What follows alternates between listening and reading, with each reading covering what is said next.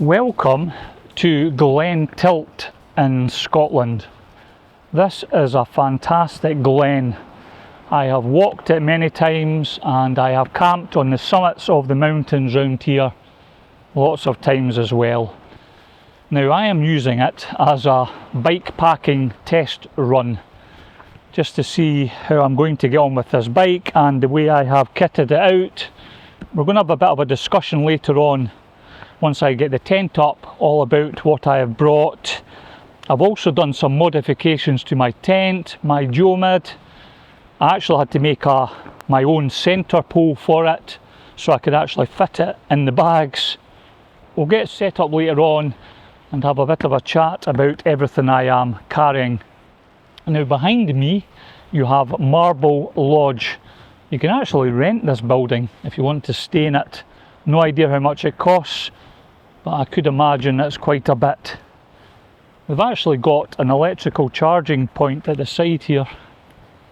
And yeah, way back in the day they actually mined or quarried for marble somewhere around about here. Yeah, what a place. Now the route I am on can take you to the Falls of Tarp at the very end. That's where this kind of Land Rover track comes to an end. And the Falls of Tarp is actually quite famous because it was Queen Victoria and Prince Albert's or one of their favourite spots in Scotland, and they used to go there quite a lot. And if you go further on, which is, it's about a 16-mile trip, you can get to the ruin of 𝗬𝗀𝗄𝗃 Lodge. I've also camped there. I would like to try and get to that, but it's a bit late in the day, so I'm not sure. But the cycle in, beautiful, especially this time of year.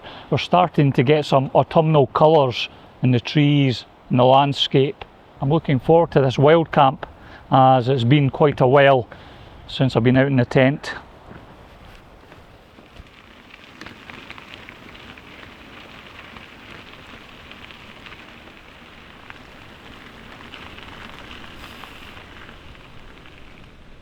I remember once walking this glen with my wife and the RAF were doing a military training exercise, and you had these Hercules transporter planes flying low through the glen here.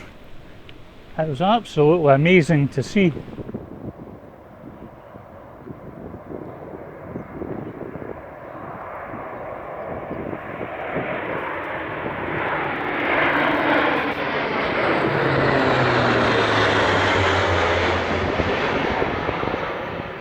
It's another one of those glens in Scotland where occasionally the military will use it for practice.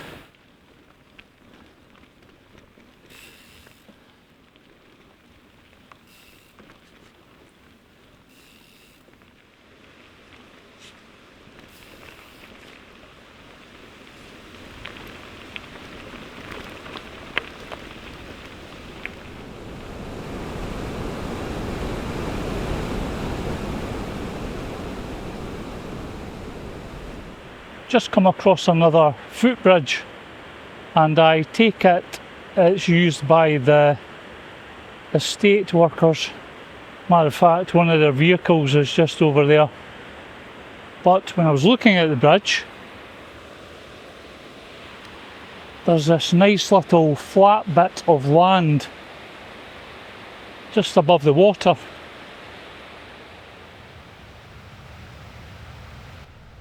Well, that's the tent set up after a little bit of finessing. The ground wasn't quite as flat as I thought it was, so it made pitching a little bit more challenging. And I don't have my trekking poles because they don't fit on the bike and they're a bit long even for putting in my small rucksack. So I decided to buy a tarp pole, and I got one from Alpkit, a carbon pole. Now there's no adjustment in it, it's a kind of fixed height, so I had to do a bit of chopping to make it work, but I also used a section from an old trekking pole I had to add an adjuster section at the top, which means I've now got a variable height on it, which is handy for setting up a tent such as this Duomid. And yeah, the proof will be in the pudding in some bad weather if it holds up or not. But so far it looks pretty good and doing the job. It also means that it collapses right down to a small enough size that I can fit it in my bags here when I'm cycling. Another thing that I got hold of was a set of these Ortlieb Panniers, or Pannier bags. Now I do have the Ortlieb Pannier on the back, and what I liked about these was the quick release aspect. You know, it's quite easy to just whip them off and then carry all the gear I need or stuff over to the tent, and then just put these over here underneath, out of the way when they're not getting used.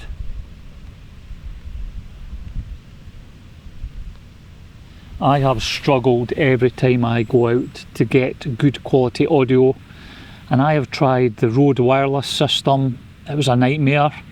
It kept cutting out and I was losing sections of my dialogue. I've used a separate audio recorder, which is a real Royal Faff. I've even just used external microphones, but again, they struggle a bit in the wind. So I decided to get hold of or buy a Hollyland Max lavalier setup, and that's what I have on at the moment. Now this Hollyland Max has had rave reviews, and so far it's working a treat. What I really like about it is that it fits directly onto my Osmo Action 4. It comes with the cable and everything, so there's none of this faffing about like you do with a GoPro. This just clips into the hot shoe mount on my cage for the camera, plugs in, and away you go. So it's actually next to my skin, then the grey top, and I've also got the jacket over as well, and it is certainly windy. It has lots of features such as safety tracks. It comes with a second lavalier which I didn't bring, but because it has a magnet I could have stuck the other one on the side of the cage and used that for supplementary audio. Yeah, it's just a fantastic setup, ideal for an action camera or when you're doing trips such as this out into the wilds. Before we have some supper, let's have a look at the campsite.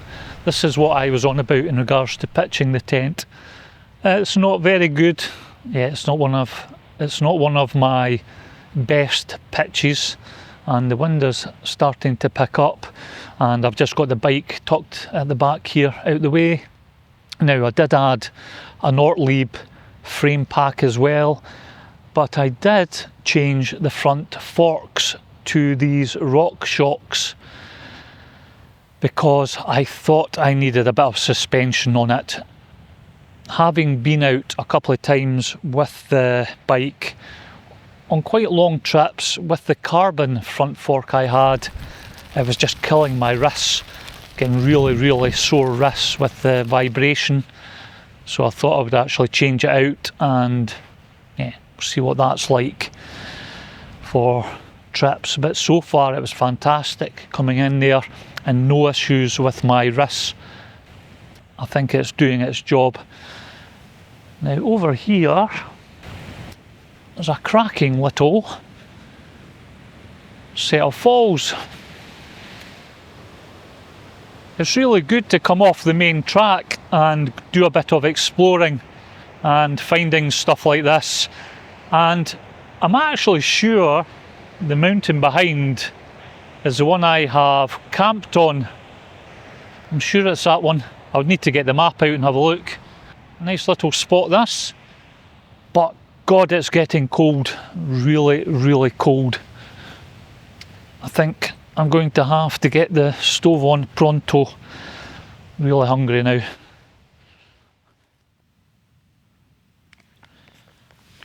I've got my Expedition Foods chicken tikka with rice, 1000 calorie, on the go. I swear by these. God, but they're not cheap. These are ones I had left over from my Sky Trail attempt. But they're absolutely fantastic, really like them. And I've put some more water on for a coffee. I've got a cake as well for a change, and also I brought some rum. Now my hip flask is broken, it was leaking, so the only thing I could find in the house was this honey bottle that had a little bit of honey left in it, and I've just put the rum in that. So I now have a rum and honey concoction. Let's give it a bash.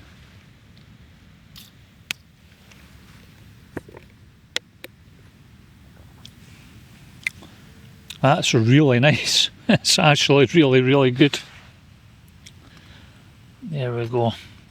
Hot water for a coffee. It's just good to get out.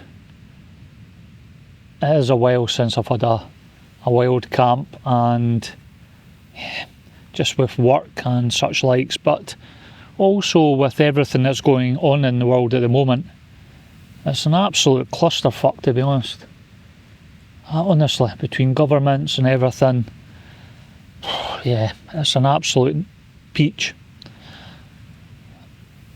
And a bit of solitude like this now and again is absolutely fantastic. I've always said it, it's good for the soul, being away on your own, out in places like this. It really is. Not everybody's cup of tea. Still lots of people I know think I'm absolutely bonkers. But don't knock it until you've tried it. And as I said, what I do like in regards to the bike, now the channel will continue to do the wild camping, the hiking, but I'm going to add in a bit of the bike packing as well, just for a bit of variation. But when I looked at the map for this particular route, when I walked it with my wife, we walked from here all the way to 𝗿𝗺𝗃 Lodge, and on foot, according to OS maps, it's about 7 hours, whereas on a bike it's only 2 hours and 40 minutes, or even 20 minutes, 2 hours 20 minutes. What a difference it makes. So today, for instance, I parked at the car park probably about 1:30. Now I've been filming and faffing about, 7 miles in, 7-8 miles in, pitched the tent, had my supper. It's about 6 o'clock now. Yeah, I'll be back in the car, or back at the car park tomorrow by 9 o'clock. So a bike is a fantastic way to get out and, as I said, do a bit of exploring, especially if you are limited on time, because I would never have been able to walk this in the time scale I had to work with. So yes, that's my logic. And as for the bike packing, I'm just sharing what I've bought and what I'm trying. Yeah, all the gear and no idea. I'm just finding my feet and yeah, sharing the experience. So if you have any thoughts or hints and tips, like in my last video, which was much appreciated, then leave them in the comments below. But I also have some unfinished business that I'm going to take care of later in the year. A winter one that's getting revisited, so that's something to look forward to, and I'm actually quite excited about it. Bloody hell. Yeah, I've got a deer behind me as well, or a stag should I say. But yeah, the rain's on now.